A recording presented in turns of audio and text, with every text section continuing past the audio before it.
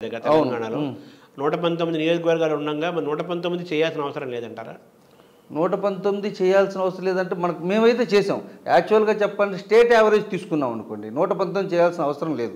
యాక్చువల్గా నేను చెప్పాలంటే మేము 94, 95, 98లో కానీ ఎప్పుడు చేసినా సరే మేము స్టేట్లో యావరేజ్ ఈ పార్టీ గెలుచుద్ది అని చెప్పడానికి మేము 2000 శాంపిల్స్ ఫర్ స్టేట్ చేసాం. 500 కూడా చేసిన రోజులు కూడా ఉన్నాయి. 2000 శాంపిల్స్తో మాకు ఇండియా టుడే వాళ్ళు ఇచ్చేవాళ్ళు అప్పట్లో. 2000 శాంపిల్స్ చేసిన మేము యాక్యురేటెడ్గా చెప్పాను స్టేట్ మొత్తం. ఇప్పుడు మాత్రమే లక్షలు వేలలో తీసేస్తున్నారు. అసలు శాంపిల్ సైజ్ అనేది కొలమానం కాదండి, క్వాలిటీగా చేయటం, దాంట్లో పద్ధతిగా చేయటం, ఒక ప్రొసీజర్ ప్రకారం ఏదైనా సిస్టమ్ తీసుకోండి, ఆ సిస్టంలో ఫాలో చేస్తే మనకు రిజల్ట్ వచ్చేస్తారు. మన ఇన్పుట్ కరెక్ట్గా ఉంటే అవుట్పుట్ పర్ఫెక్ట్ ఉంటుంది. అంటే 119 నియోజకవర్గాల్లో మీరు 65 నియోజకవర్గాలు తీసుకున్నారా?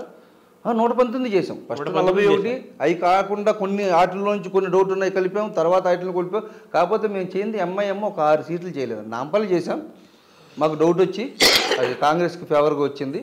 మేము ఆ ఎంఐఎం ఉన్న కత్మా స్థానాలు మాత్రం చేయలేదండి. మేము ఇచ్చిన 6 స్థానం కత్మా మొత్తం చేసాం. 119 నియోజకవర్గాల్లో ఎంఐఎం 6 నియోజకవర్గాల్లో 6 చేసి మిగతా 113 నియోజకవర్గాల్లోనూ మీరు సర్వే చేసాం. అవును. అంటే ఎన్ని నెలలు బట్టి మొత్తం ఎంత పట్టింది మొత్తం టోటల్ పీరియడ్గా?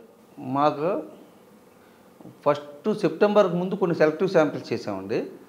దాన్ని ఇవన్నీ కలుపుకుంటే మాకు 4 నెలలు సమయం పట్టిందని చెప్పి. ఎంతమందిని మీరు మీట్ అయ్యారు టోటల్గా? మేము సుమారుగా 75 నుంచి 80 వేల మంది దాకా చేసాం సార్ ఇంటర్వ్యూ. ఎంతమంది టీమ్ వర్క్ చేశారు దీనికి? ఇది టీమ్ వర్క్.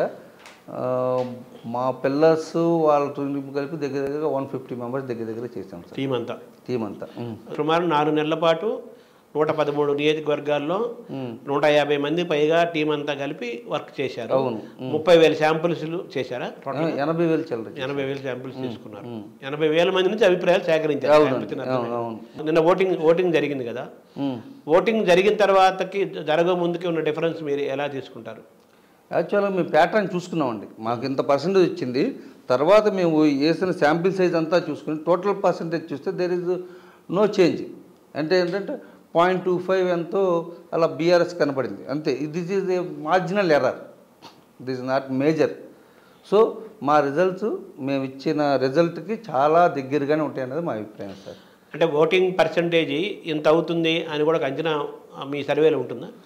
అలా ఏమీ ఉండదు సార్. కానీ ఓటింగ్ పర్సెంటేజ్ ఎంత అవుతే ఎలా ఉంటుందని ఒక అంచనా ఉంటుంది.